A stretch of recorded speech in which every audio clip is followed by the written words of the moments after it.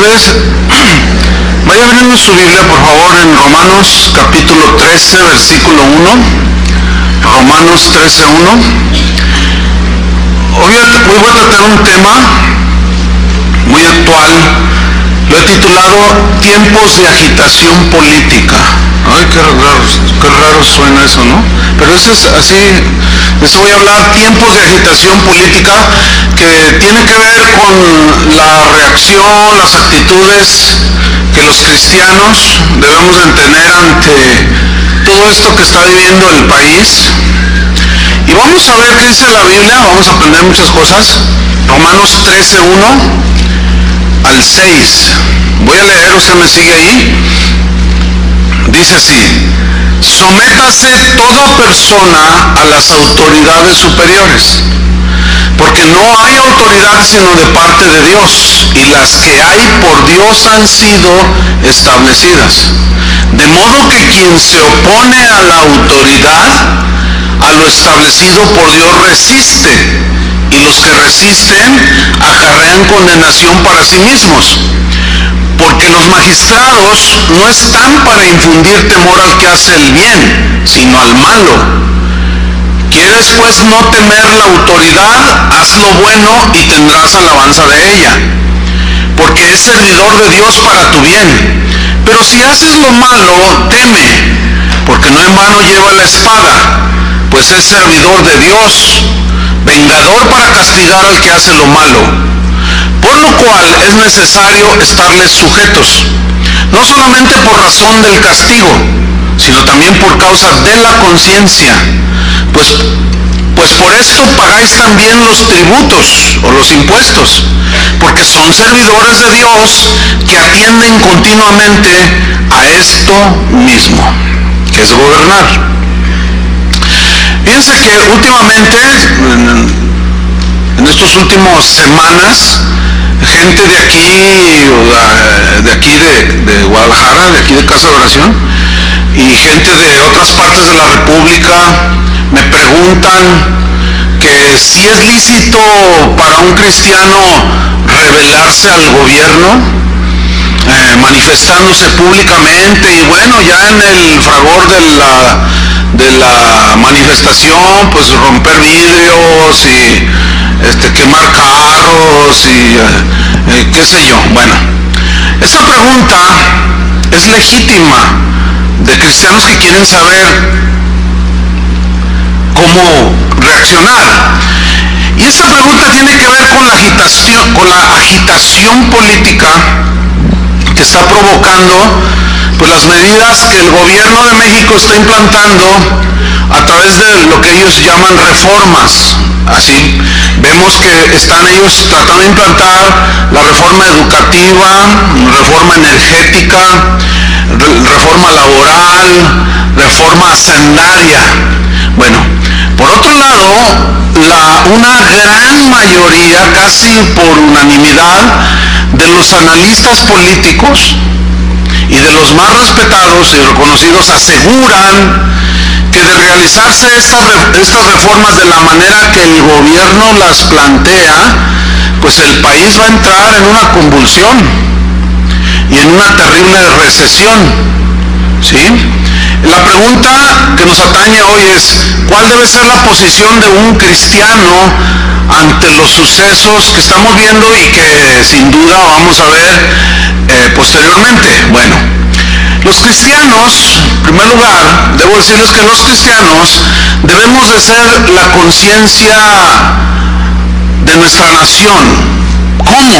Por el único medio que Jesús nos ordenó, que es la proclamación del mensaje del Evangelio. Cuando nosotros predicamos el Evangelio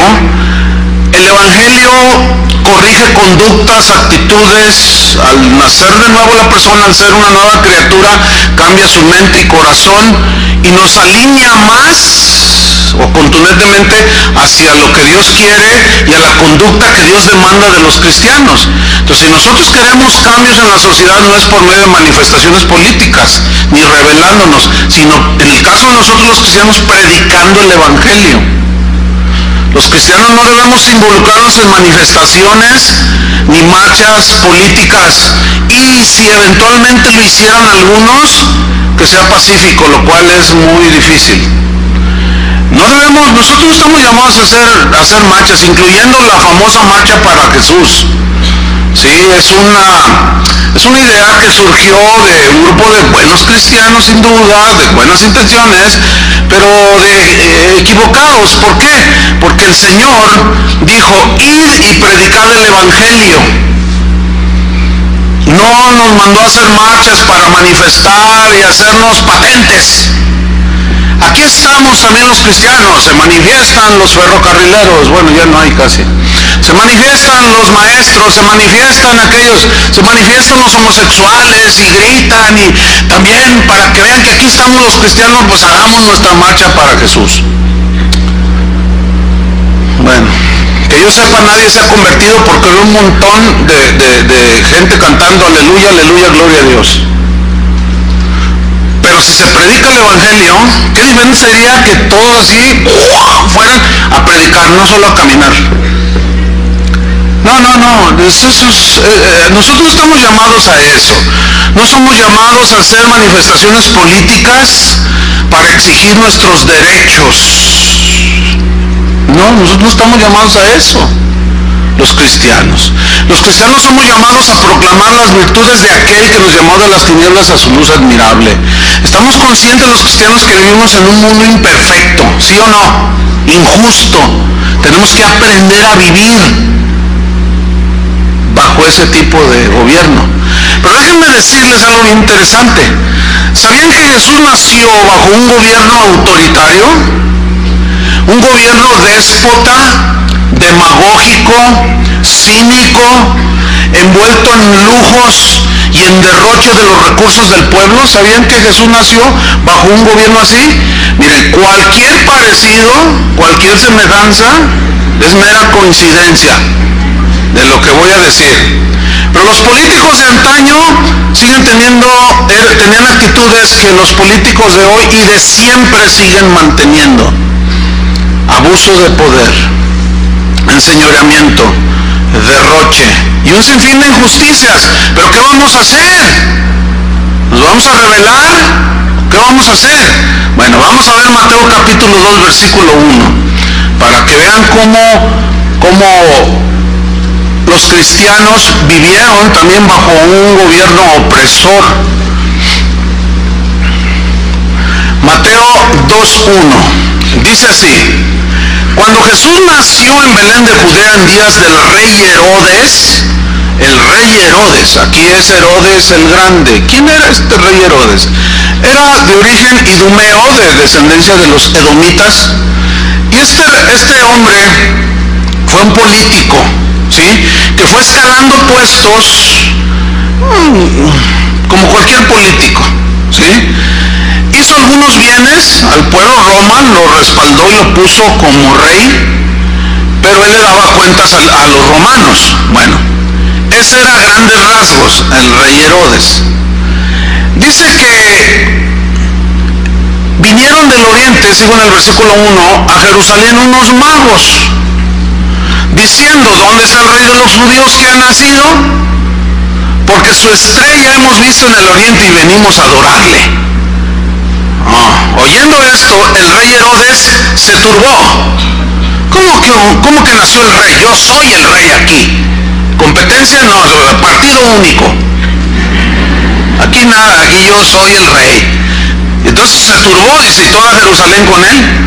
Y convocados todos los principales sacerdotes y los escribas del pueblo, les preguntó dónde había de nacer el Cristo. Y sin duda estos se fueron con la finta: ¡ay, ya se está convirtiendo! Mira, le interesa dónde nace el Cristo.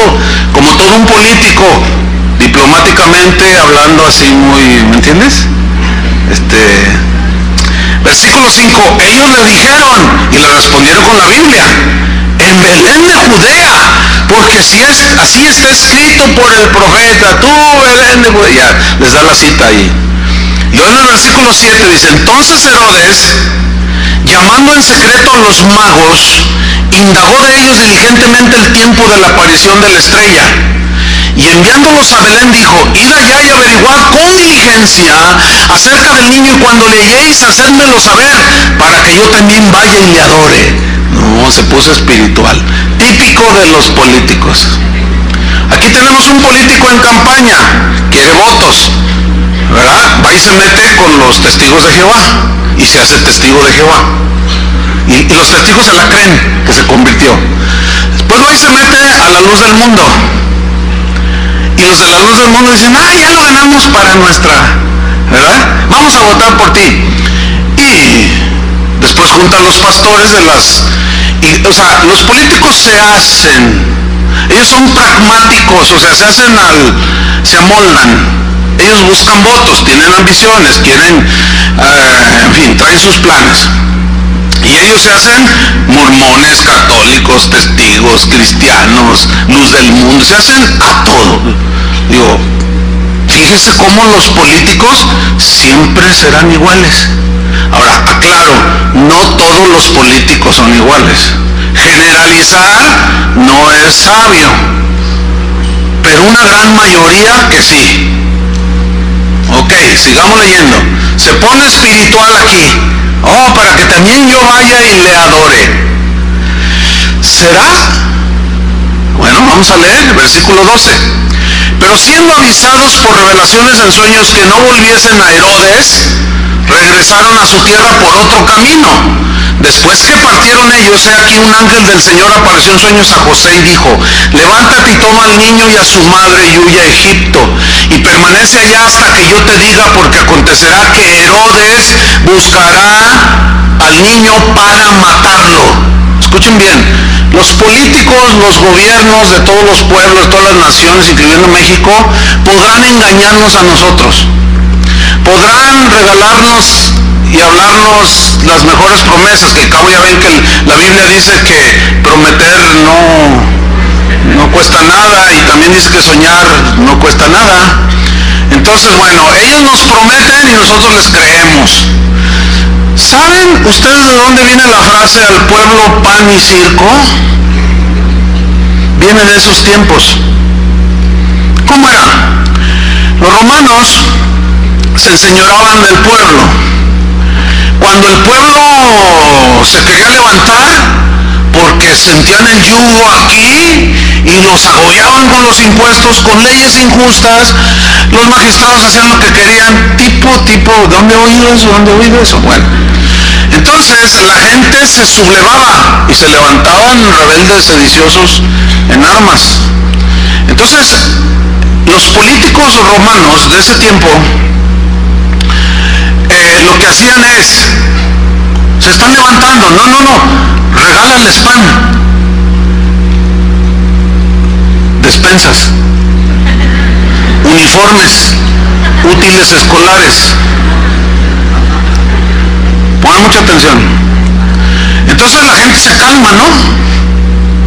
¿Y el circo de dónde? El circo les llevaban gladiadores. Era todo un espectáculo ver todas esas luchas de los gladiadores. Entonces, cuando la gente ya sentía el pie aquí, denles pan y circo. Empiecen a regalar cositas y van a ver cómo se calman. Y en las festividades oficiales, tráiganles a Luis Miguel, tráiganle a Lucía Méndez, tráiganle al Potrillo, y verán cómo están bien contentos. Tráiganle al Alex Lora para los rockeros, y van a ver que todos al pueblo pan y circo. Mira, la historia se sigue repitiendo. En lugar de traer algo cultural y realmente ejercer el gobierno como se debe, no, al pueblo pan y circo. Y todos contentos. ¿Ve cómo no han cambiado las cosas? Sin embargo, la gente que nació en este tiempo de Jesús, incluyendo los discípulos y el mismo Jesús, tuvieron un comportamiento acorde a la fe que desean tener. ¿Qué es lo que atañe a nosotros? Sí, hay muchas injusticias, hay muchas cosas que no nos gustan. Entonces aquí los Herodes no puede engañar a la gente, pero no a Dios. y le dice, váyanse para Egipto porque Herodes buscará matar al niño, versículo 14, y él despertando tomó de noche al niño y a su madre y se fue a Egipto, y estuvo allá hasta la muerte de Herodes para que se cumpliese lo que dijo el Señor por medio del profeta cuando dijo, de Egipto llamé a mi hijo. Herodes entonces, cuando se vio burlado por los magos, a quienes con lisonjas quiso convencer, con promesas bonitas, se enojó mucho. Ay, cuidado con que agarres un político enojado, porque va a ser prepotente y va a pisotear los derechos del que sea. Y mandó matar a todos los niños menores de 2 años que había en Belén. ¿Qué les parece? Y en todos sus alrededores, conforme al tiempo que había inquirido de los magos. Bueno, yo pregunto, ¿hay algún político actualmente en México que mande matar niños? No, al menos que yo sepa, no. Bueno, entonces, los tiempos en los que nació Jesús y vivieron los discípulos, créanmelo, era peor que este tiempo. Y sin embargo, Pablo y Pedro hablaron de someterse a las autoridades. ¿Qué les parece? Bueno, sigamos adelante. El yugo de Roma, que pisoteaba las vidas, muchas cosas de los ciudadanos en Palestina, provocó que se levantaran grupos. Y en el Chiapas de Judea se levantaron varios grupos. Entre ellos estaban los celotes, con Z, no elotes, celotes, con Z. Y la palabra celotes viene de una palabra donde se deriva celos. O sea, ¿de qué habla? ¿Quiénes eran los celotes? Eran nacionalistas judíos. Eran gente muy así, amantes de su nación, que se rebelaban contra las injusticias de los romanos. Ellos de manera deliberada y desafiante no pagaban impuestos. Realizaban lo que hoy llamaríamos ataques terroristas. En Michoacán, provincia de Galilea, hacían emboscadas a los soldados romanos y no corrían. Provocaban lo que hoy llamamos terrorismo. Esa palabra no existía en ese tiempo, ¿sí? Los celotes eran un partido de patriotas. Su movimiento comenzó con un tal Judas de Galilea, que clandestinamente empezó a sembrar su rebelión con la gente inconforme. ¿Por qué? Porque ellos sostenían que su violencia era justificada si su nación era liberada de la opresión extranjera. Pero el historiador Flavio Josefo, historiador romano, los describió como fanáticos extravagantes y de desmedida imprudencia. O sea, ellos justificaban su violencia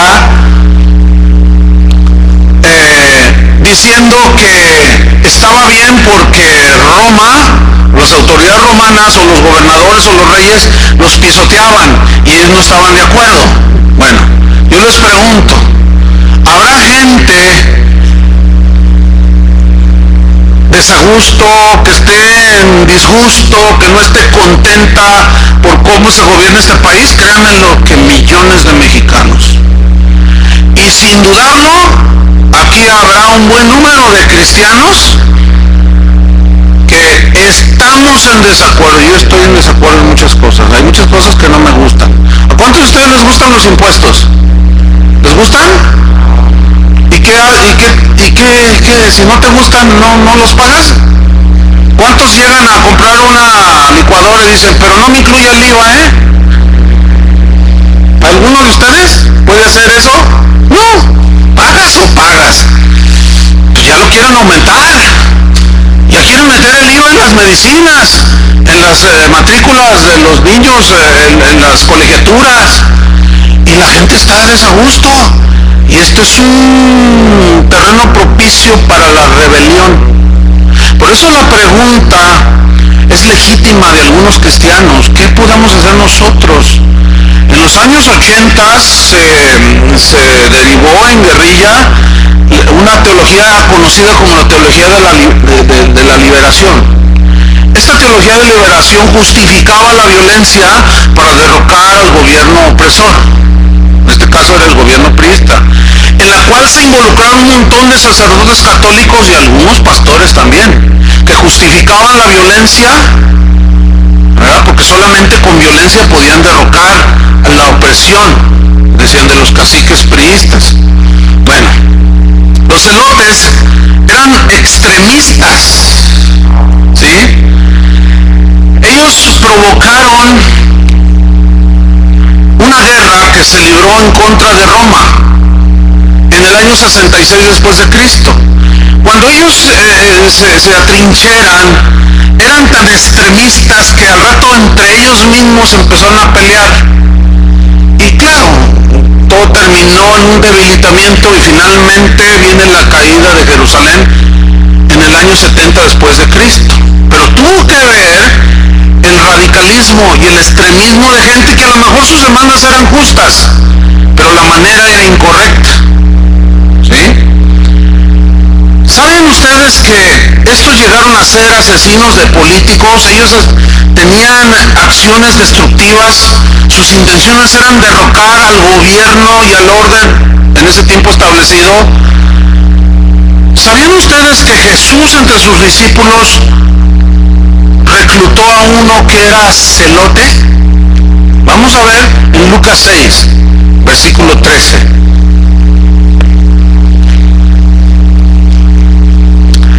Ahí entre todos los que escuchaban su mensaje había un revolucionario, había un inconforme contra el gobierno romano, pero escuchó el mensaje de Jesús, lo cautivó, creyó.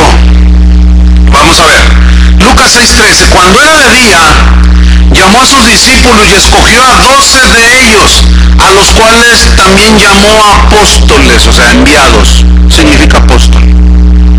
¿Enviados a qué? A predicar un nuevo mensaje, en este caso el Evangelio. A Simón, a quien también llamó Pedro, a Andrés su hermano, Jacobo y Juan, Felipe y Bartolomé, Mateo, Tomás, Jacobo hijo de Alfeo, Simón llamado Celote. En Hechos 1:13, no lo busque, ahí es la narración cuando los 120 se reúnen en el aposento alto, ¿se acuerdan? Y entre esos, como 120, estaba Simón el Celote. ¿Qué significa esto? Que sin duda, cuando se encontró con Jesús, este revolucionario inconforme por la opresión de Roma, cuando oyó el mensaje de Jesús, su corazón fue tocado. Toda su rebelión tuvo que ser quitada, todo su inconformismo, amargura, agresión, tuvo que ser transformada por el poder de Jesús, el Hijo de Dios. De tal manera que se convierte en uno de los discípulos de Jesús. Y Jesús lo llama para que fuera uno de sus apóstoles.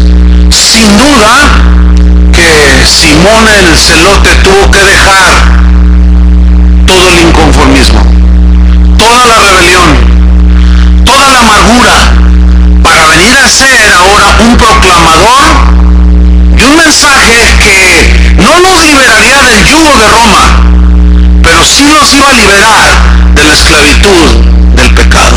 Y ese es el Evangelio. Nosotros aquí en México estamos en el mes de la patria, porque el 16 de septiembre se celebra nuestra independencia del yugo de los españoles, de España, del imperio español, que en ese tiempo era poderoso. Bueno, celebramos, ¿verdad? Y gritamos y comemos pozole. Y como dice Toño, toda la vitamina T. Y lanzamos cohetes y la pólvora, y uno que otro responsable saca su pistola y empieza a tirar balazos. ¡Viva México! Y hacemos el bigote así. Estamos orgullosos de ser mexicanos porque somos libres, sí, libres de la esclavitud de los españoles, que vinieron y pisotearon a los indígenas patarrajadas. Y nos pasaron por encima y violaron todo lo que hoy se conoce como derechos humanos. Sí, fuimos liberados, pero ¿saben una cosa? La liberación de Jesús es más allá de un yugo político, social y económico. Es liberación de la esclavitud del pecado. Bueno, celebramos 16 de septiembre, nos decimos mexicanos y sacamos los cohetes y los lanzamos. Pero México es un país esclavo del pecado. El adulterio está corriendo a todo lo que da, la corrupción está en todos lados. La mentira, el fraude, la injusticia.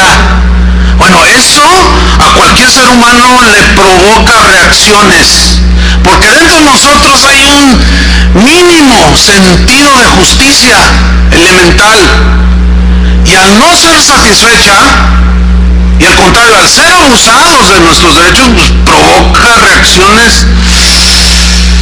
A mí me provoca reacciones que tengo que controlar.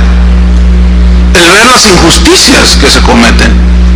No solo a mí mismo, ya ni pienso siquiera en mí mismo, sino a veces en los más pobres, a veces en los más débiles. Y provoca reacciones que tiene uno que dominarse, controlarse.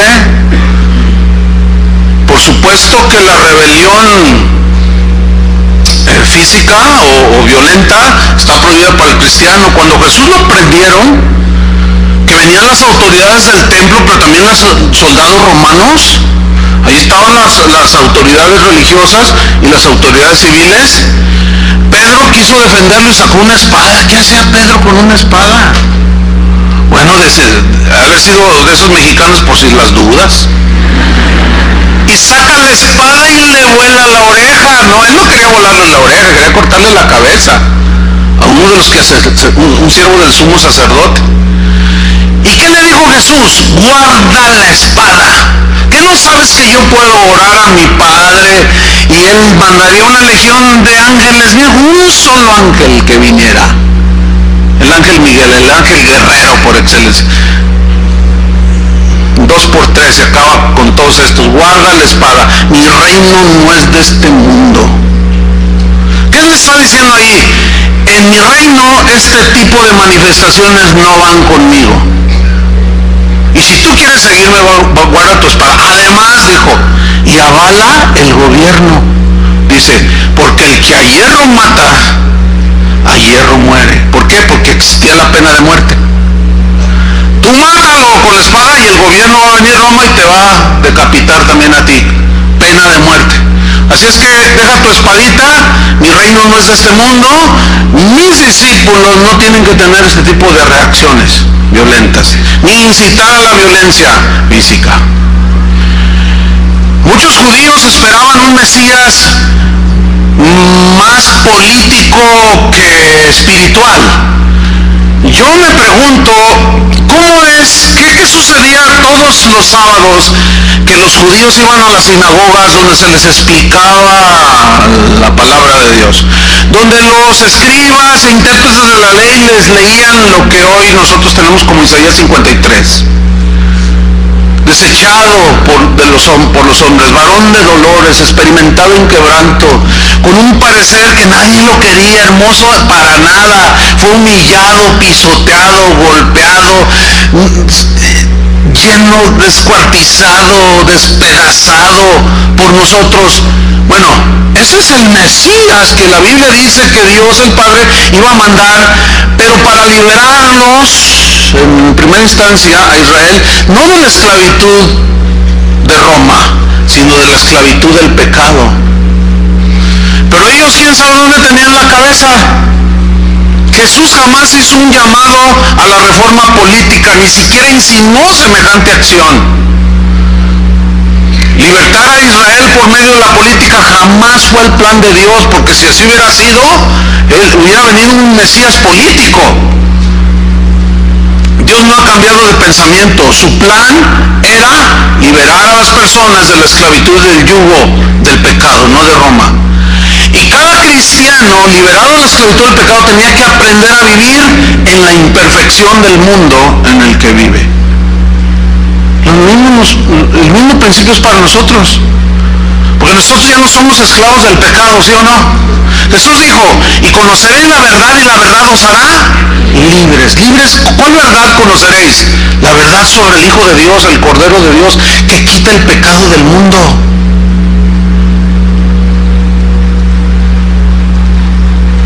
Cada persona necesita conocer, para fin de ser salvo, necesita conocer esa verdad de la obra de Cristo en la cruz del Calvario y creerla, para que por medio de la fe en ese sacrificio pueda obtener su salvación de manera gratuita. En una ocasión a Jesús le quisieron poner una trampa. Vamos allí a Mateo 22:15. Y esta trampa tenía que ver con lo político, tenía que ver con la inconformidad que la gente tenía acerca del cobro de impuestos que los romanos exigían de los israelitas o de los jalisquillos. ¿Ya lo tienen? Mateo 22:15. Dice, entonces se fueron los fariseos y consultaron cómo sorprenderle en alguna palabra. ¿Quiénes eran los fariseos? Era un grupo surgido del mismo judaísmo, pero que era gente muy estricta en la observancia de la ley. Tan estricta que se volvieron fanáticos y le daban más importancia a las cosas secundarias que a lo fundamental. Estos fariseos eran enemigos de Jesús porque Jesús hablaba con la verdad. La ley decía que no profanarás el día de reposo, y Jesús sanaba en día de reposo, y eso no les gustaba porque ellos lo interpretaban como una violación al sábado. Y ellos decían, ¿qué es más importante, la persona o el sábado? Pues en la sabiduría de Dios es más importante una persona que un día, ¿sí o no? Pero para ellos su rigidez religiosa les impedía ver con objetividad los verdaderos valores. Entonces estos fariseos llegaron allí y consultaron cómo sorprenderle en alguna palabra. Versículo 16. Y le enviaron los discípulos de ellos, o sea de los fariseos, con los herodianos. Estos eran otro grupo. Mire, ¿sabe cómo me suena esto? Los fariseos y los herodianos tenían distintas pensamientos políticos y distintas definiciones religiosas también. Pero estos eran antagónicos. O sea, entre ellos no se podían ver el uno al otro. Se conocían perfectamente. Pero aquí se unieron. ¡Qué increíble! Se unieron para tenderle una trampa a Jesús. ¿Dónde he oído eso? ¿Dónde he visto eso? ¡Ay, ya me acordé! En los congresos, donde los políticos se agarran y se dicen, pues aquel diputado de tal partido es un mentiroso y a mí me viven. Y luego el otro se sube, gracias señora diputada por decirme eso. Pero también se hicieron unos agarrones. Y hasta a veces se han golpeado, ¿los ha visto en la televisión? Y al calor de la discusión y toma, y se moquetean ahí. Pero se ponen de acuerdo cuando se van a subir el sueldo. Ahí todos son hermanos y amigos. ¿Cuánto le subimos al pueblo su salario mínimo? Vamos a ser generosos, 4%. ¡Ay, gracias! Y nosotros, 30%. Ahí sí se ponen de acuerdo. Ahí todos son amigos, hermanos, para aliarse en contra del pueblo. ¡Qué increíble! Bueno, tal parece que esta historia se escribió como para evidenciar lo que hoy está sucediendo. ¿Será así? Lo que sucede es que la corrupción en el hombre es ya... Ahí está. Y los políticos de antaño siguen siendo como los de hoy. Y con los de hoy, no todos, como los de antaño. ¿Por qué? Porque la corrupción está en el hombre, dice la Biblia. Y tenemos que, nos guste o no, aprender a vivir con la corrupción. El problema para nosotros es que seamos participantes de la corrupción. Ese es el reto para nosotros. Entonces, bueno, se juntaron los herodianos. ¿Pero quiénes eran los herodianos? Bueno, estos formaban formaban un partido político que también tenía como objetivo expulsar del poder a los romanos. Pero en este caso, su argumento o su meta es derrocar a los romanos para implantar la realeza de Herodes. O sea, por eso se llamaban los herodianos. Herodes tuvo muchos hijos, tuvo como 10 esposas, una de ellas la mandó matar. A 2 de sus hijos, que sospechó él que lo querían derribar del trono, los mandó a asesinar. Bueno, estos creían que por medio de la realeza, o sea, para que usted me entienda, eran los ricos, los de la alta sociedad, ahí en Palestina. Era un grupo que vivían de manera privilegiada, eran los ricos. Los herodianos pues representaban el partido político de los ricos, mientras que los celotes representaban el partido político de los pobres. ¿Dónde he oído eso? Ah, ya me acordé. Los celotes equivalen al PRD de aquel tiempo. Quienes velan, o sus intenciones, yo no dudo que sean genuinas, ven por los más pobres, tratan de darle terrenitos, aunque violen las leyes, quieren ayudarle a la gente, defienden al débil, y es loable la labor que hacen, porque de los pobres, que son los más en México, pues casi nadie los atiende. Y los herodianos, pues ¿qué partido se les hace a ustedes? Ahí se pelearían entre el PRI o el PAN, ¿no? Los ricos, los que gobiernan. Fíjense, unas familias querían gobernar, los ricos gobernando una nación. ¿Dónde he oído eso? Ah, ya me acordé. El año pasado estuve en Paraguay, la República de Paraguay. Es un país pequeño. Guadalajara tiene más habitantes que todo el país de Paraguay, nada más para que se den una idea. Es pequeño, pocos habitantes, casi los doblamos. Y un miembro de casa de oración, él es un ingeniero, me dijo, oye, ¿no quieres conocer la hidroeléctrica que produce, más grande del mundo, que produce la mayor cantidad de electricidad en el mundo entero? Y bueno, si algo yo había oído de Paraguay, era precisamente que ahí estaba la hidroeléctrica productora de electricidad más grande del mundo, capaz de alimentar con electricidad toda Latinoamérica. Impresionante la capacidad que tiene. Entonces me dice, ¿no quisieras conocer? Dice, mira, nadie puede entrar, pero bueno, yo puedo hacer yo arreglo. ¿Quieres conocer? Yo le dije, sí. Le dije, claro, sí me gustaría. No, aquello todavía me acuerdo y me sigue impactando. Es un monstruo impresionante.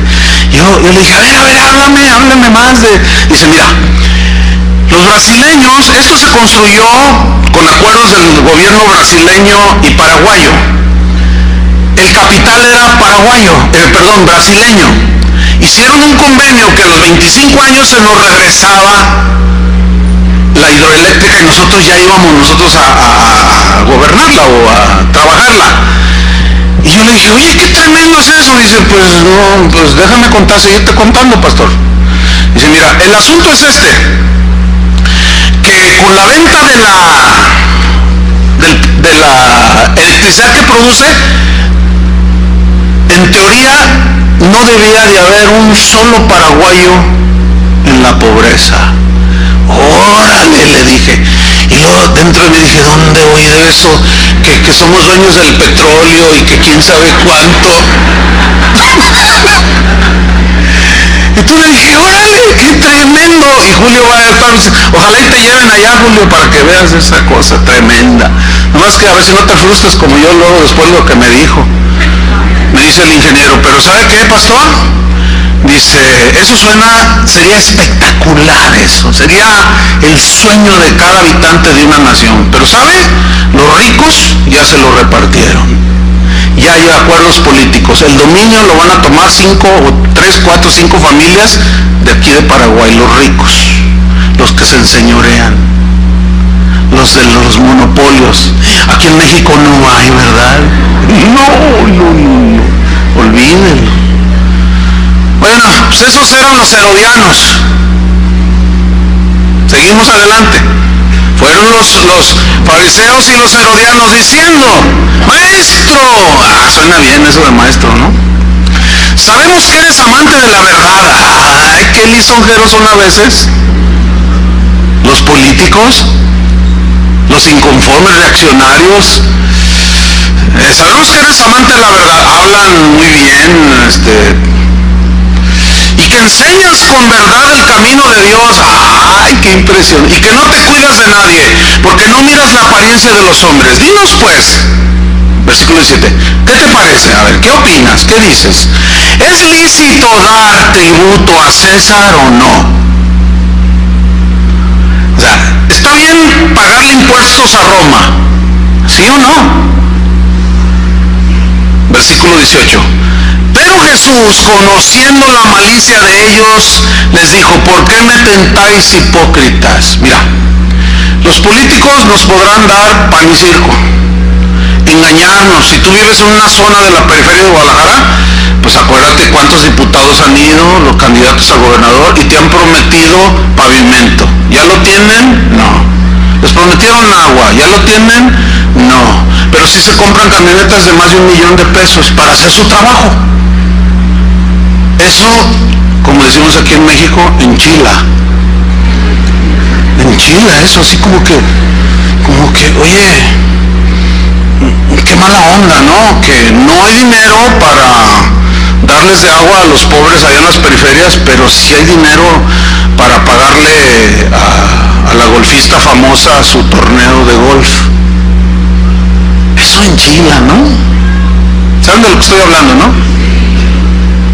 Esto no tendrá mucho sentido a lo mejor para otros países que están oyendo, ¿no? Ellos tendrán sus asuntos que arreglar allá, pero los principios sí les van a ayudar.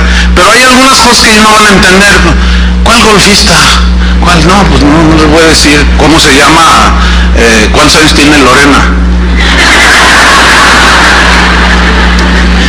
Y se me hace a todas luces un mal gasto, ¿entienden? O sea, un derroche. No, pues a mí, yo nada más como simple humano, no como cristiano, no me gusta. No me gusta.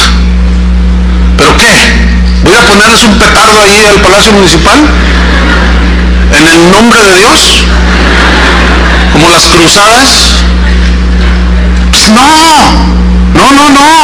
porque a nosotros no se nos permite eso.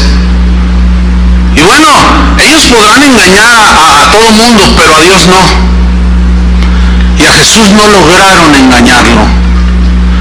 Y todos darán cuentas algún día. Sigo leyendo. ¿Por qué me tentáis, hipócritas? Les habló fuerte, ¿no? Pero mira, dice, sabemos que eres amante de la verdad, que enseñas el camino de Dios. Todo un político. Y luego dice, dice el versículo 19, mostradme la moneda del tributo.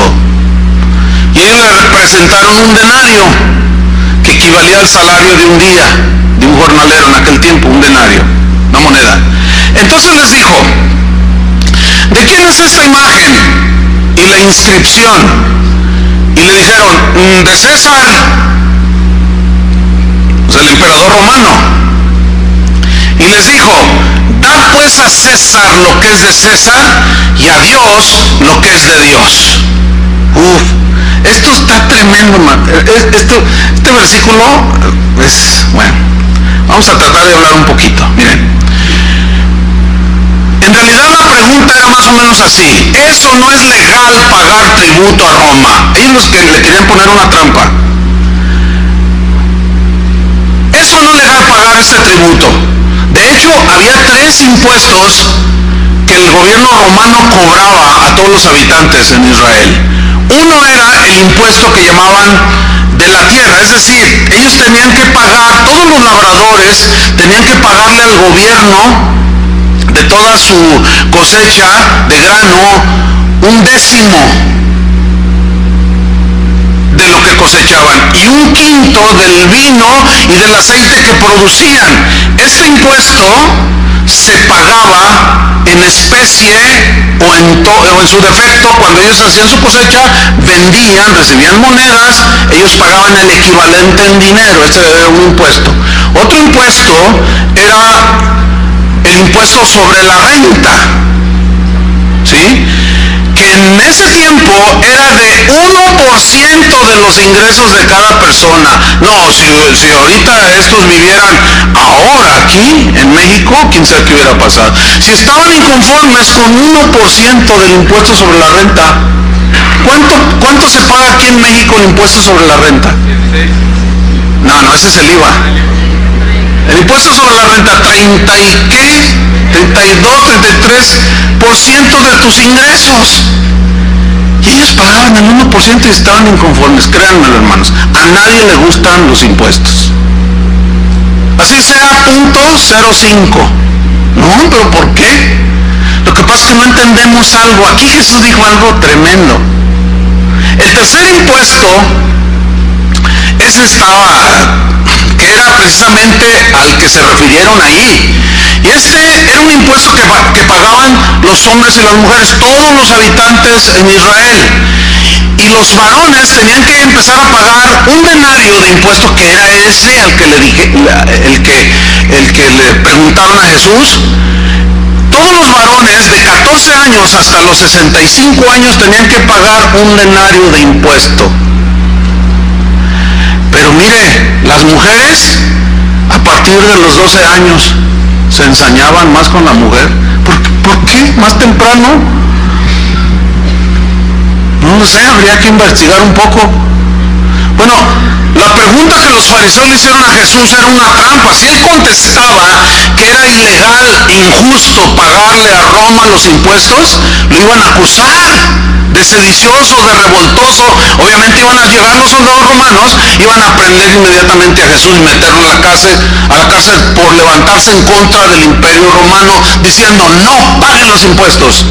Pero si decía que era legal el pago de impuestos, bueno, entonces él se iba a desacreditar ante los ojos de la multitud, que ya lo estaba siguiendo en ese punto. Pero en su sabiduría incomparable, Jesús siempre respondió. ¿Cuántos quieren esta sabiduría? Yo quiero esta sabiduría para saber cómo responder. Jesús siempre habló con sabiduría y él establecía principios. Y aquí establece uno muy importante. ¿Cuál es? En el caso de los cristianos, que todos los cristianos tenemos una doble nacionalidad. O todo habitante de un país tiene una nacionalidad según el país que habite. Por ejemplo, nosotros somos de nacionalidad mexicana. ¿Cuántos son mexicanos? Arriba México, ¿verdad? Aunque pierda. No, ese es en fútbol. Ok, como ciudadanos de un país, cuando Jesús dice, dale a César lo que es del César, ¿qué quiso decir? Mira, para que un gobierno funcione, el gobierno necesita dinero. ¿Cuál es la manera en que el gobierno se hace de recursos para funcionar? Por medio de... ¿Les gustan los impuestos? A mí tampoco. Pero ya está así la cosa, no se puede hacer nada. Así funcionan ya las cosas. En el tiempo de Jesús ya funcionaban así. Y como él no vino a hacer cambios políticos, dijo, ok, pues denle a César lo que era del César. El gobierno romano, para fin de poder operar y brindarles a ustedes los beneficios de ser ciudadanos, en este caso de Israel, aunque a ellos les parecía yugo, pero ¿para qué sirven los impuestos? Bueno, por deducción normal, asumimos que, al menos en teoría, nosotros pagamos impuestos para que el gobierno nos regrese eso que nosotros damos en beneficios como agua, drenaje, luz, todos los benefactores, ¿sí? Para que haya pavimentos, en el caso de un gobierno actual, para que funcione el gobierno, pues tiene que haber recursos y estos se obtienen a través de los impuestos. ¿Qué dijo Jesús? Eliminó el hecho de apoyar al gobierno, que si se los roban, que se los malgastan, eso es otro asunto. Fíjense cómo Jesús no tocó el punto. Él dijo, denle a César lo que es del César. ¿Qué? ¿Está hablando de qué? Del tributo, los impuestos, dinero. ¿Te guste o no? Así son las cosas. Porque aunque no estamos contentos que nos cobren impuestos, de alguna manera hemos recibido algún beneficio por el pago de impuestos, ¿sí o no? Pues, o sea, también sería necio y fanático decir que no. Que sí es cierto que se enriquecen los políticos, que hasta uno dijo, político pobre no es político, dijo. O sea, que para entrar en política sí te hace rico. Se roban la lana. Jalisco es el municipio de los más endeudados del país. ¿Y dónde está la plata? ¿Dónde quedó la bolita? Dirían por ahí. Bueno, eso no gusta. Pero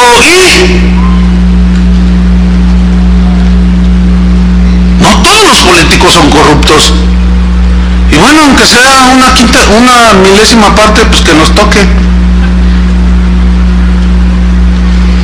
Ahorita que dije pavimentos, pues, miren, el beneficio para Jalisco, que tiene las peores carreteras y las peores calles, es que no necesitamos ir a la luna para ver paisaje lunar.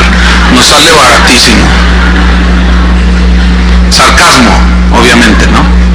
Yo le decía el otro día a algunos, platicando, miren, la única esperanza que tengo para que nos pavimenten esta callecita de aquí enfrente de Colón es que México se adhiera a los Estados Unidos. Allá no es un hoyo. Y si sale, no pasa de 2 días de que te lo tapan. Hay un hermano que se fue de aquí para allá, dice, a mí aquí me da gusto pagar los impuestos, dijo. Si bien son más altos, allá el impuesto sobre la renta es de 40% en ciertos niveles, ¿no? Como ya profesionistas, ¿no? Como él. 40%, dice, sí, pero ¿sabes qué? Tengo un montón de beneficios.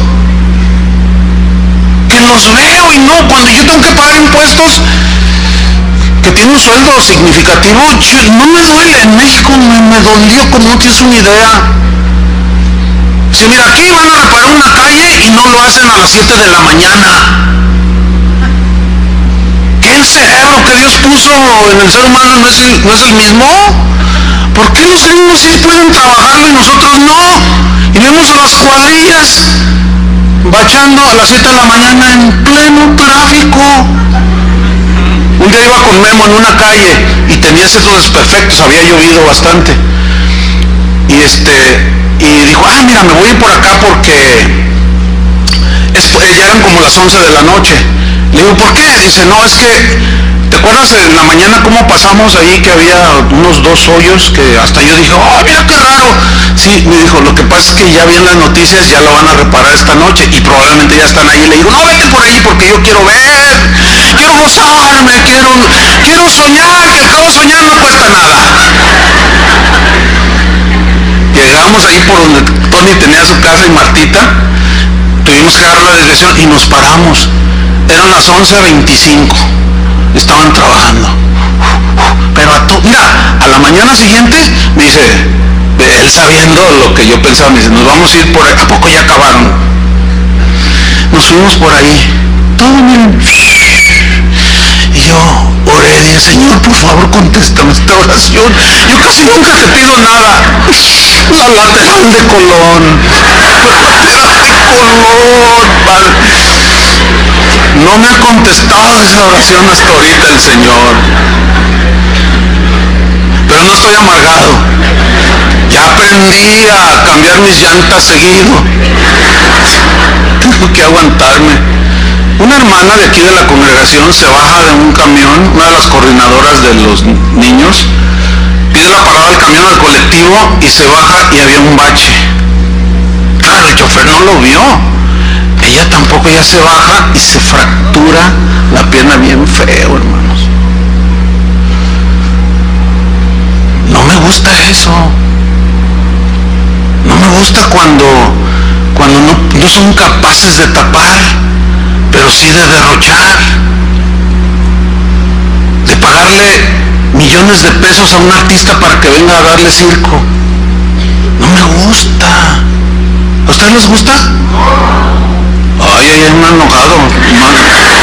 No se nos vaya a levantar en armas. Se ve que te molesta, hermano. Bueno, como ciudadanos de un país tenemos que dar, pero aquí hay algo bien tremendo. Dad a César lo que es del César y a Dios lo que es de Dios. Pregunta, ¿de qué está hablando darle a César lo que es del César y a Dios lo que es de Dios? ¿De qué está hablando? ¿De qué? Dinero para que el gobierno funcione, para que el gobierno tenga recursos para gobernar y hacer productiva una nación. ¿Estamos?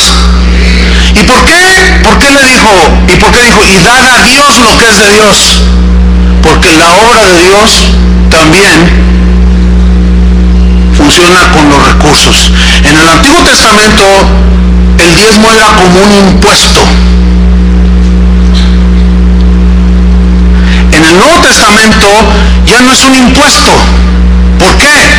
Porque ahora cada uno ve como propuso en su corazón. Y nuestro corazón no debe estar envuelto en la avaricia, ni en la codicia, ni en la mezquindad. ¿Entienden? Entonces, nosotros si damos diezmos no es por ley, los que dan diezmos. Porque esa es la expectativa mínima de Dios y de los judíos. Esperaba el mínimo 10, que era una ley. En la gracia donde el Señor nos dio todo y que nos ha dado razonamiento y entendimiento, ¿cómo podemos enviar misioneros? ¿Cómo podemos sostener la obra? Entonces esos hipócritas fariseos y herodianos, sí, ustedes son tan celosos de no pagar los impuestos porque creen que, y sí, podrán tener razón de que se robaban y pisoteaban, derrochaban en lujos, sí, pero a la vez se han olvidado de sostener la obra de Dios. ¿Por qué Jesús dijo, ok, sí, pero denle a César lo que es de César? ¿Qué? Los recursos. Pero denle a Dios lo que es de Dios. ¿Qué? Los recursos para que también funcione. Hay cristianos últimamente, yo lo he mencionado en algún par de ocasiones, últimamente se ha dado un movimiento ahí de que los diezmos son de la ley, que no debemos diezmar. Ok, no diezmes. No diezmen todos los que dicen eso. Está bien, no diezmen. Quieren ser muy bíblicos, muy del Nuevo Testamento. Vendan todo lo que tienen y tráiganlo. Eso era lo que hacían ellos, ¿no? No vamos a ser tan inmaduros y tan faltos hasta de sentido común. Julio se va a un viaje a Sudamérica, a Argentina, visitar las casas de diversión de allá, y a Paraguay. El boleto, no sé, ¿tienes el precio ahí, Julio? De lo que se tuvo que pagar. $1,500, ida y vuelta de los dos tramos. Ay, qué barato, oye, sácame uno.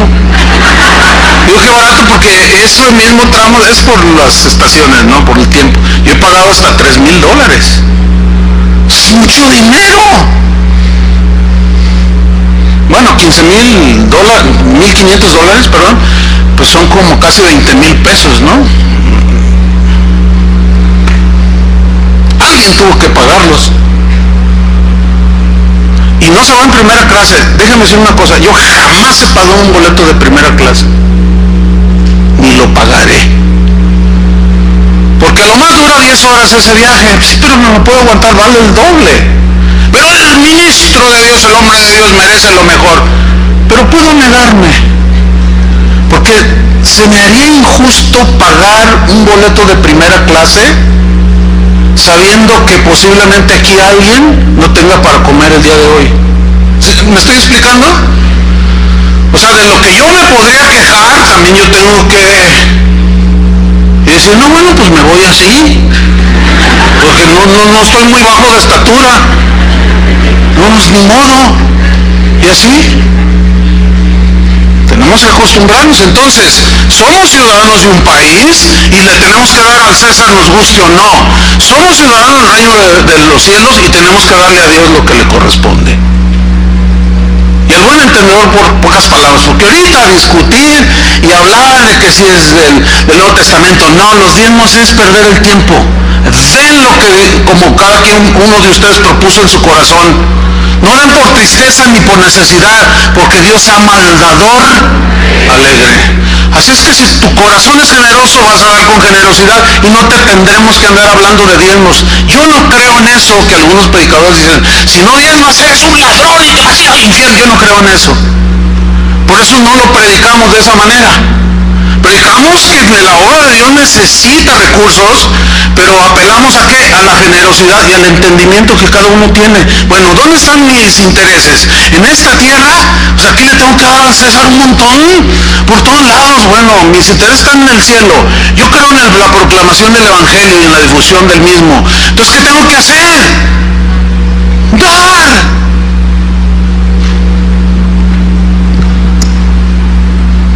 Aunque este no es el tema, pero aquí surge solo. Dad al César lo que es del César y a Dios lo que es de Dios. Ahora, para irnos sobre el final, ¿cuál fue nuestra responsabilidad y actitud ante el gobierno y la autoridad civil? Bueno, vamos a Romanos 13:1. Romanos 13:1. Sométase toda persona a las autoridades superiores. Ok, someterse es estar bajo una autoridad que se supone es para beneficiarnos. Ok, tenemos que estar sujetos. La frase toda persona incluye a ateos, de todos, incluye a los cristianos. O sea, el mandamiento es para todos, estamos incluidos los cristianos. Sométase toda persona, ¿a quién? A las autoridades superiores. Aquí se refiere a las autoridades de los gobiernos de los países. Ok. Pedro pone una señal ahí en Romanos 13:1 y busca 1 de Pedro 2:13. Para que vea cómo el apóstol Pedro con el apóstol Juan, con Santiago, todos están de la mano en el mismo pensamiento. El Pedro que sacó la espada para defender a Jesús violentamente, aquí ya en esta parte de su mensaje ya había entendido que su reacción no era correcta. 1 Pedro 2:13 dice así: por causa del Señor, los que son cristianos, sométanse a toda institución humana, ya sea al rey, al gobernador, como a superior, aunque no nos guste. Versículo 14: ya a los gobernadores como por él enviados para castigo de los malhechores y alabanza de los que hacen el bien. Porque esta es la voluntad de Dios. ¿Cuál? Que haciendo bien, aquí se refiere a conducta, acciones correctas delante de Dios, haciendo bien, hagáis callar la ignorancia de los hombres insensatos, que dicen que los cristianos no somos iguales a todo el mundo. No somos iguales. Versículo 16: como libres, pero no, o sea, como ciertamente estamos libres, pero no como los que tienen la libertad como pretexto para hacer lo malo, sino como siervos de Dios. Honrad a todos, dice el 17. Amad a los hermanos, temed a Dios, honrad al rey. Bueno, ahora Pedro aquí, el que había sacado la espada, habla de sometimiento y de respeto, ya había entendido ahí. Ahora, viene una pregunta bien interesante, pongan atención. Estamos llegando al final. Someternos a las autoridades significa que debemos quedarnos callados de la inmoralidad de las autoridades. Va a parecer contradictorio. No. El demandar justicia ante las autoridades, o lo justo y lo bueno y lo equitativo, no viola los principios de Dios. Lo que lo haría sería la manera de hacerlo. ¿Entienden? Es como esto, es violatorio de la palabra de Dios que un hijo le diga a su papá de manera respetuosa una falta que el padre esté cometiendo. No. La Biblia dice: someteos los unos a los otros. De manera que si la demanda del hijo, oye papá,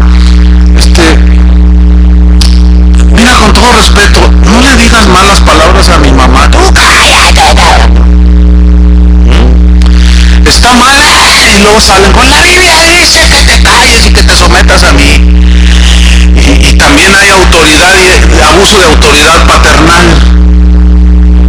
¿Ven? Pero el hijo puede hacer un reclamo con respeto. Es lo mismo en el caso de nosotros. ¿Sí? Juan el Bautista no se quedó callado ante la inmoralidad del rey Herodes. Le dijo: rey, no puedes tener como esposa, como mujer, a la esposa de tu hermano.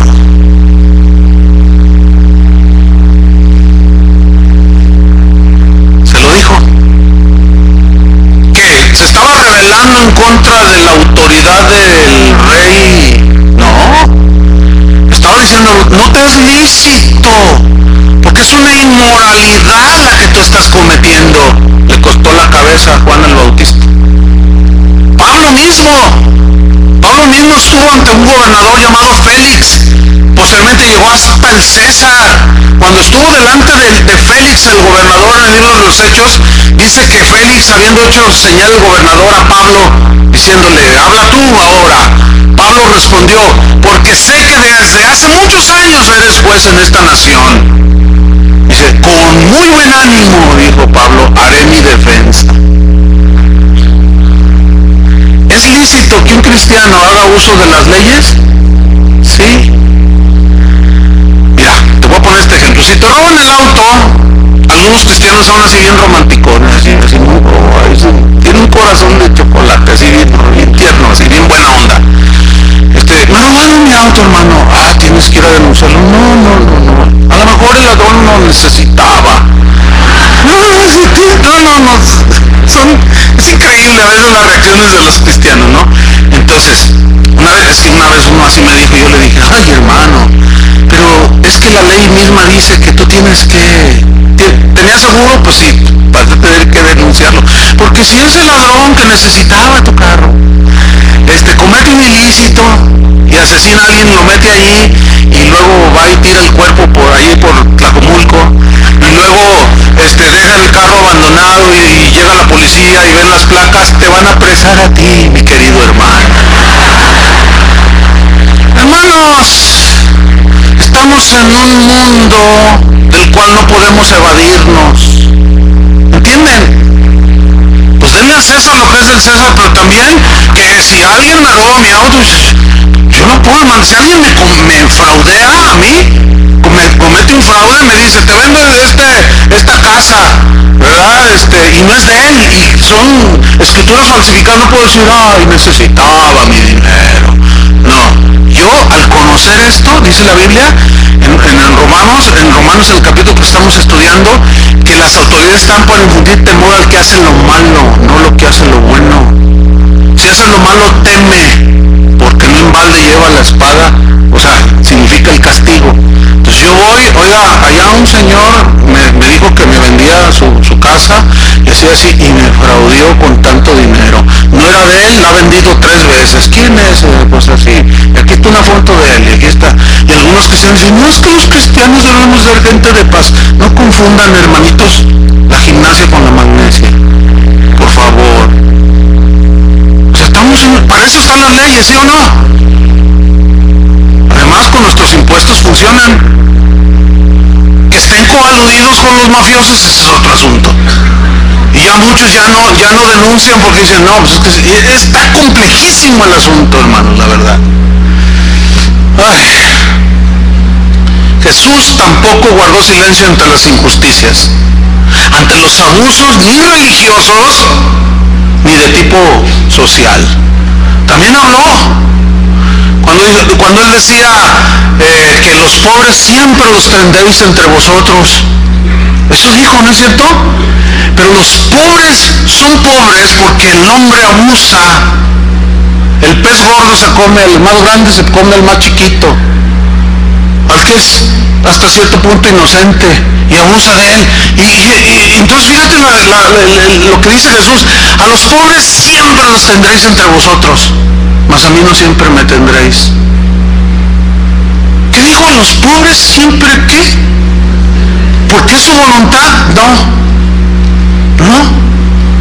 Si sino es por el abuso del hombre contra el hombre. México cada vez se engrosa las estadísticas de los que están en suma pobreza. O sea, hay de pobres a pobres. Hay unos que están en extrema pobreza, esos son los que comen una vez al día o cada 2 días. Y los que están ingresando a las estadísticas de extrema pobreza son casi 40 millones de mexicanos. Oiga, no es posible. Teniendo tanto petróleo, no, eso no me gusta, me enchila. No me gusta. Pero no puedo provocar la rebelión, ¿entienden? No podemos, no debemos. Entonces para nosotros no es eso. Jesús tampoco guardó silencio, pero jamás se le incitó a la rebelión ni al levantamiento para que después hicieran el santuario de los mártires cristeros. Mire, hasta lo que hemos visto ahorita, ¿dónde queda eso? A ver, los de aquí, no voy a explicar a los que viven en otros países. Ustedes saben la guerra cristera que se originó aquí en los Altos de Jalisco, porque el gobierno quiso cerrar los templos y no se dejaron, ¿verdad? Y los que ahora son santos sacaron las pistolas y se agarraron y un matazón y los mataron y ahora son santos. Y ahora ya, por haber agarrado las armas y haber defendido su fe, hazme favor. ¿Tú crees que eso cabe en el cristianismo? Pues no. ¿Ven cómo la Biblia desnuda cualquier cosa que no vaya de acuerdo con el Señor? Pues ya hasta ahora terminamos con el santuario de los mártires. Nada que ver, hermanos. Jesús, aún siendo el Señor del universo, se sometió al juicio injusto del gobernador Poncio Pilato. ¿Sabes quién soy yo? Que yo no tendrás autoridad si no te fuera dada de arriba. Y como tienes una autoridad y el plan de Dios se debe cumplir, yo me someto a un juicio injusto. Pero se lo dijo, no hay autoridad si no te fuera dada del cielo. O sea, habló, pero no le dijo. ¿Y no sabes con quién le puso un descontón, no? Si supieras que no, tampoco era prepotente. Entonces, cualquier inconformidad debe de hacerse en el marco de la ley, hermanos, y con respeto a las autoridades. Yo me solidarizo con los maestros de México, porque tal vez sus demandas son justas. Ellos se sienten que están siendo despojados de sus derechos laborales, que les están quitando algo que ellos se han ganado y que algunos otros abusitos por ahí, injustos también. Pero yo sí me solidarizo porque pues sigue siendo gente trabajadora, ¿no es cierto? Los maestros. Y es una noble tarea ser un maestro. Imagínate educar a los niños. 2 por 2 son 4 y 4 y 2. Enseñarles desde chiquitos a multiplicar. Me gusta eso. Yo tengo recuerdos de buenos maestros que tuve en mi niñez y en la universidad. Pero no estoy de acuerdo en las maneras. Las repruebo terminantemente. Pero ok, no son cristianos, a lo mejor la mayoría. Pero ¿qué de los cristianos que siéndolo andan ahí quemando autos, rompiendo vidrios? Cálmate, celote. Cálmate, o sea, a lo mejor tu demanda es justa, pero ¿qué? ¿Violando los derechos de otros? Pues no. Toman las calles como si fueran dueños. ¿Y el gobierno? Qué lamentable, ¿no? La constitución política de México es clarísima, pero ellos tienen miedo, porque políticamente, a tomar acciones. Ellos, estrictamente hablando, con el garrote en la mano y órale, a su casa a enseñar 2 por 2 son 4. Y despejan las vías. Ahora, tú estás diciendo, a lo mejor alguien dice, no, tú estás diciendo que está bien que use la violencia. Así dice la Biblia, no en vano trae la espada. Para ejercer y meter en orden. Si no, imagínate la anarquía. Bueno, es anarquía cuando se abusa y se producen grupos sediciosos, pero también se provoca anarquía cuando no se aplica la ley. Ok, hay un sector grande, enorme, tal vez millones de maestros, pero ¿cuántos millones han sido afectados? ¿Cuántos niños han sido afectados? Es injusto. Total, hermanos.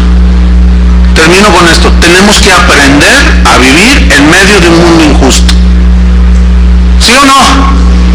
Tenemos que tener buena actitud, orar por los gobiernos, someternos, pero ¿qué? Termino con esto, ¿qué? Si en determinado momento el gobierno emite leyes como esta, como la que está ya en proceso para las congregaciones cristianas y para todas las religiones, ya es un hecho, hermanos. El gobierno quiere obligar a todas las confesiones a casar homosexuales y lesbianas. Bueno, yo no tengo que decir mucho, yo sé lo que tengo que hacer. Esto sí les aseguro, jamás yo me prestaría a una cosa así. ¿Revoltoso? No, espérame. No, porque ahí ya se está transgrediendo los mandamientos de Dios y la palabra de Dios. ¿Sí? Y bueno, si tienen que mandar mis Coca-Colas y mi cafecito de aquí del 7-Eleven a donde ustedes ya saben, pues me lo mandan. Pero ¿saben una cosa? Yo sé lo que tengo que hacer. Bueno, y se viene, ¿eh?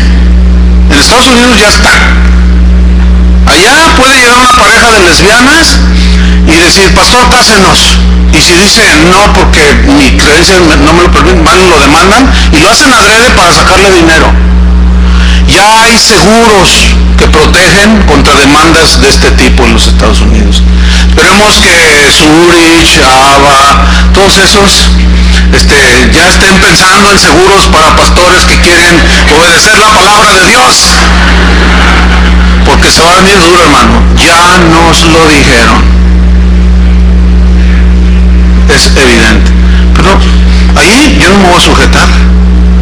Pero tampoco me voy a levantar en armas. ¿Entienden? Espero hayan entendido el espíritu del mensaje. ¿Sí lo entendieron? Y que Dios nos dé sabiduría para saber comportarnos en estos tiempos de agitación política. Oremos. Señor, te damos gracias. Gracias por la palabra que siempre nos alinea, nos da entendimiento, nos ubica, nos reprende, nos exhorta. Gracias, Señor, porque a través de ella podemos nosotros llegar a tener la conducta correcta. Yo te pido, Señor, por todos los cristianos aquí en México, en estos momentos difíciles en cuestión política, económica, social, que al menos los cristianos, porque de eso se trata en el caso de nosotros, sepamos tener una conducta equilibrada, balanceada, gobernada y regida por principios que tú has dejado establecidos en tu palabra, Señor. En el nombre de Cristo Jesús te damos las gracias, Padre. Amén. Que Dios los bendiga, hermanos, a todos.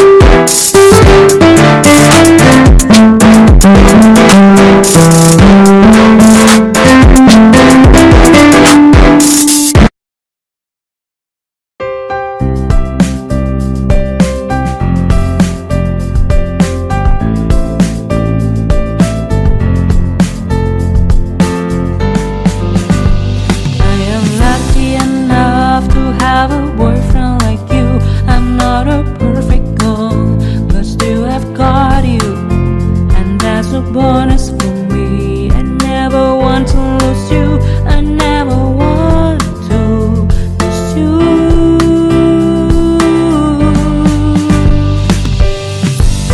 You will not believe, but it's true when I say that you are the more important person in my life. Your love has conquered my heart and left me asking for more. I love you for who you are.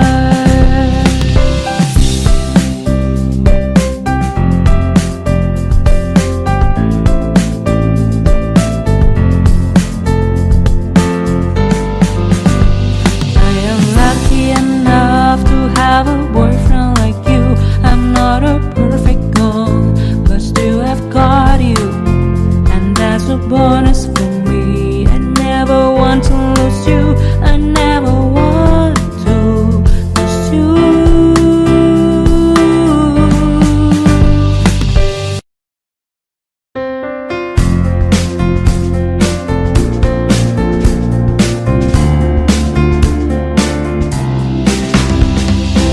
Every little thing related to you make me smile. I know you are doing hard work to make things possible. I want to let you know that I am with you, and I will be forever. Every little thing related to you make me smile. I know you are doing hard work to make things possible.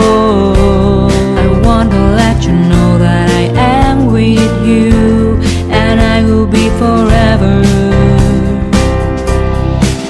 When you talk, I want to listen to you for hours.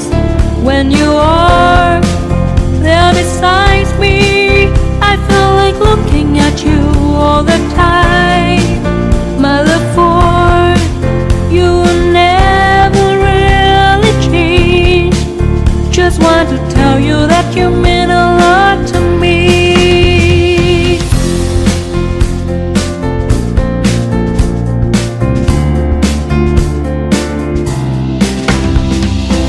Every little thing related to you make me smile. I know you are doing hard work to make things possible. I want to let you know that I am with you, and I will be forever. Every little thing related to you make me smile. I know you are doing hard work to make things possible. I want to let you know that I am with you, and I will be forever.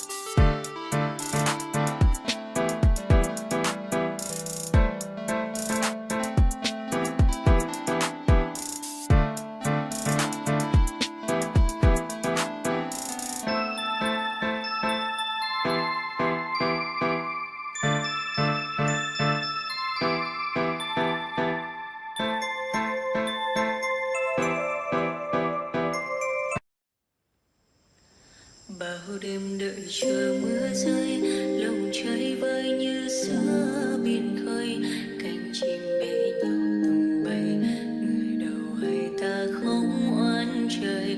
Bao năm tình yêu chưa phai, giờ chia hai đôi lứa lạc nhau, lối gió số phận đã không an bài bền lâu.